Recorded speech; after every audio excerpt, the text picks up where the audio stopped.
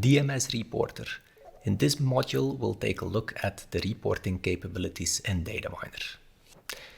Now, first of all, before we dive into this module, this is just a high-level module going through some of the legacy reporting capabilities.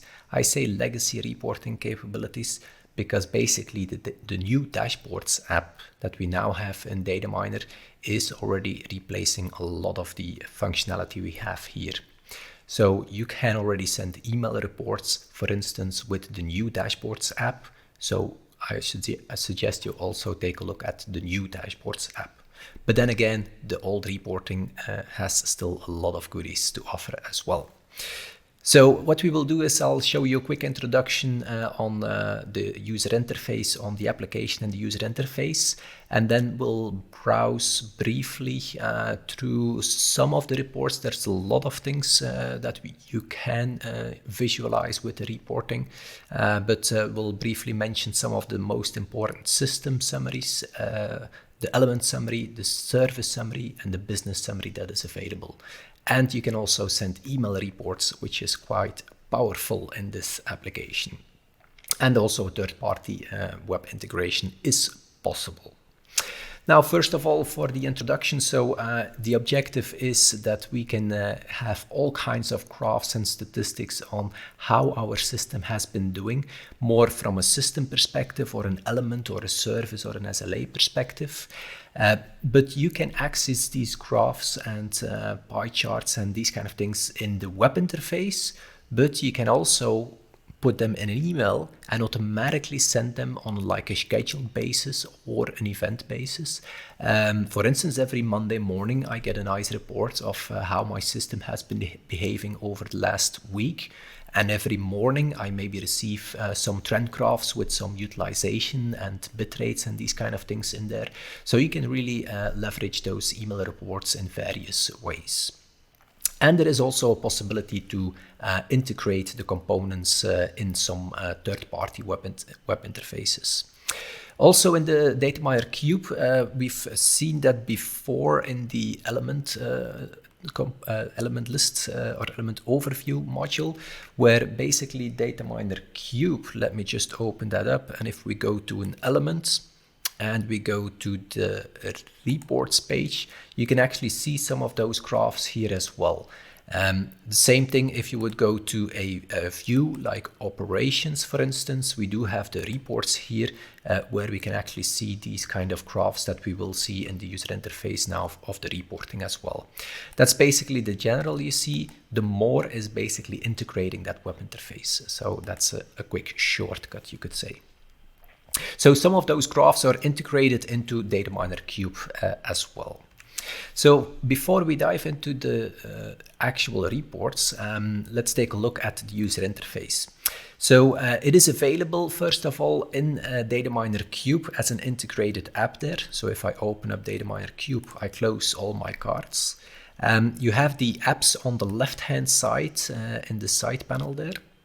And then you have the reports and dashboards. So the reports and dashboards, in the reports, we are talking about the top items that are in here. System, element, service, business. The bottom section, dashboards, that's something we covered in the previous video. What I immediately want to mention there as well is that there is a possibility to filter on a specific view. So instead of taking a look at your complete system and seeing, for instance, here we see an alarm distribution graph of how many alarms I have been generating per hour over the last 24 hours. That is currently filtered on the view operations. I can switch and I can easily go, for instance, to another view and say like I want to go to the sub view and, for instance, go to Europe. So if you want to select Europe, you need to open up Europe and then select the first item in there, Europe. And then the graph changed a little bit. So most of the alarms are apparently in Europe. Remember that view filter, that is quite interesting.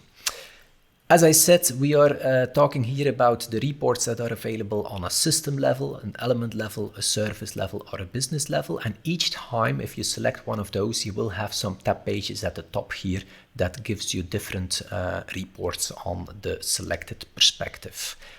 System is system-wide, depending on your view filter, of course. If you go for element, service, or business SLA, you will need to select an element, a service, or a business SLA, and then see all the details about that selected item. As I mentioned, you can enable a view filter, then select and switch to another view, as I've just shown you. Now that system summary, so this is the summary of my complete system, or selected on a specific view. If you want to have it on the system, you deselect the view filter and you have it over your complete system. So the alarm distribution shows you all the alarms that happened in the last 24 hours, split it up per hour, you could say. You can go to more distribution graph and say like, yeah, I want to maybe take a look at it in a week to date. How many do I have per day? The average line is here shown in red. That is the average of the last month. If you only want to show criticals, you always have, or you often have some kind of like different options on those graphs to filter it down or to narrow it down on certain items.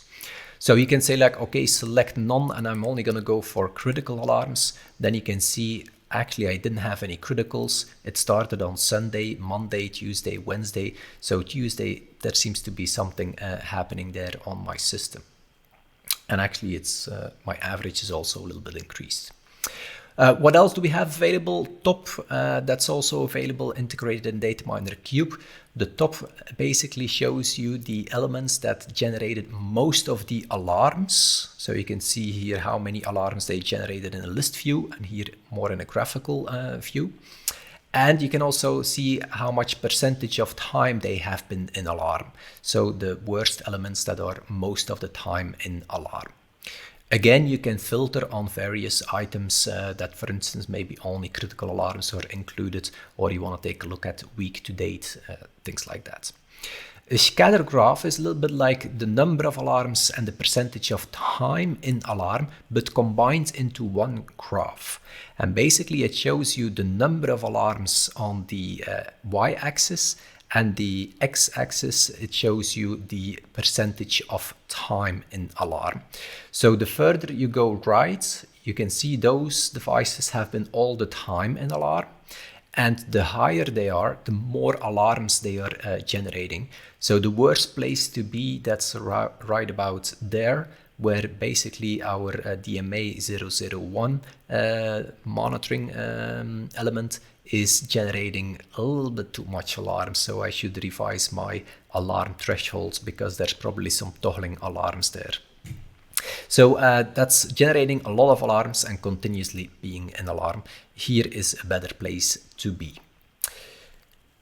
Okay, so you have some other items that you can go through, like you can load a list of alarms. You can also fetch history alarms. You can see a list of all the elements in there, even documents. Query is also an interesting one, because you can query certain readable information, and you can say like, okay, I want to check, for instance, the firmware version of all my Philips devices in this case. I don't really know if I have a firmware version here, so let me just go for something like the date time. Is the date time still correctly configured? So you can see it's just on a fixed time here. You can see a list of all the equipment with the time, and I can see that some of them are actually not functioning correctly, so I should maybe check those devices there.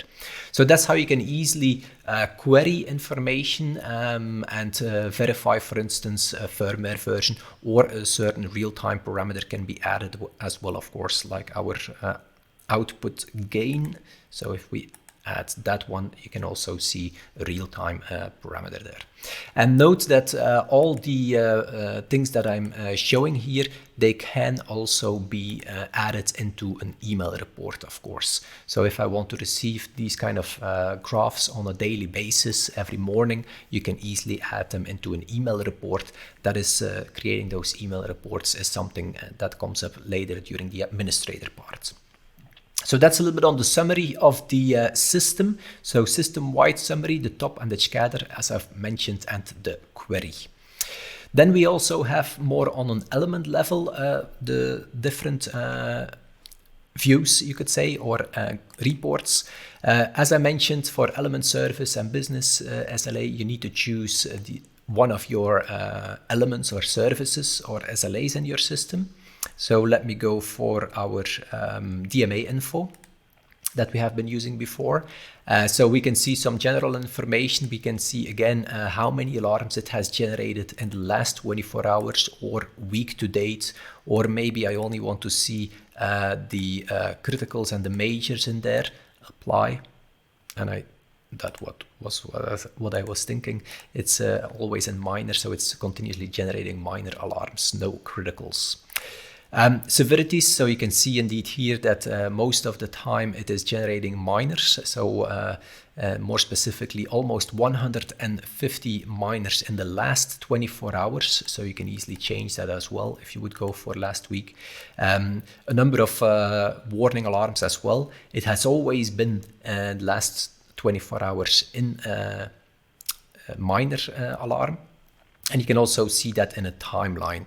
Let me maybe, yeah, I clicked on the change there to change it to something that potentially changed in the last 24 hours. No, this one didn't change.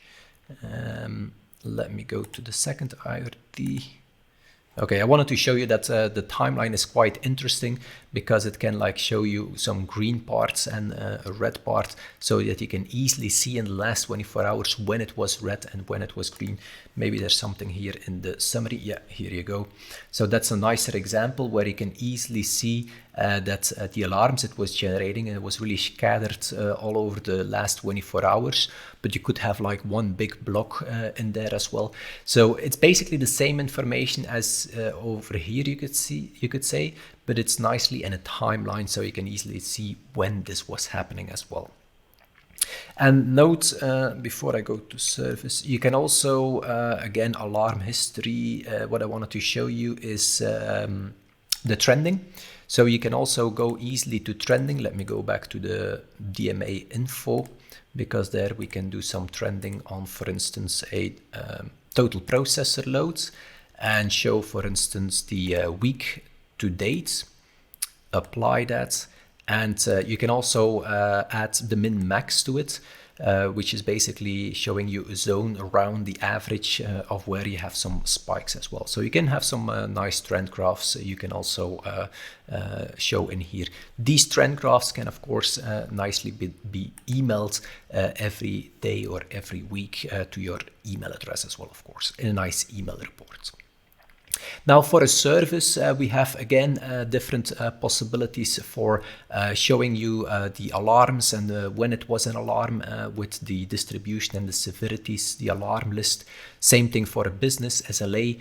We do have some key parameters and graphs that are available there in the reporting components. You can play around with that, but remember that those graphs can also be added to the email reports. The email reports is in the administrator part, creating email reports.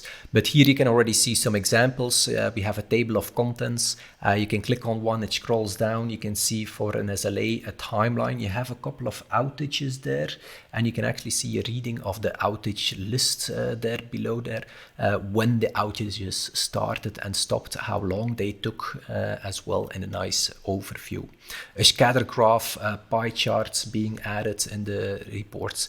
Bandwidth utilization, so table of contents where you can go to a specific transport stream and see the bandwidth used. Some pie charts as well, so some nice overviews.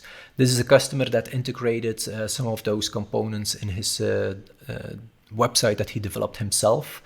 So we did not create this. So he provided a login for his business users. They could see some services with their timeline, last 24-hour timeline. If you click on it, you can see the bandwidth used, the XRX of last day, last week. Those graphs are generated by DataMiner. So the Reports app really gives you some nice overviews of trend graphs, of bar charts and pie charts of how your system has been performing over the last day or week or whatever you choose. So you can access those reports in the reporting website. Some of them are also available inside DataMiner Cube, and you can easily email them as well, or even integrate them in the third-party websites. I hope you enjoyed that one. See you in the next one.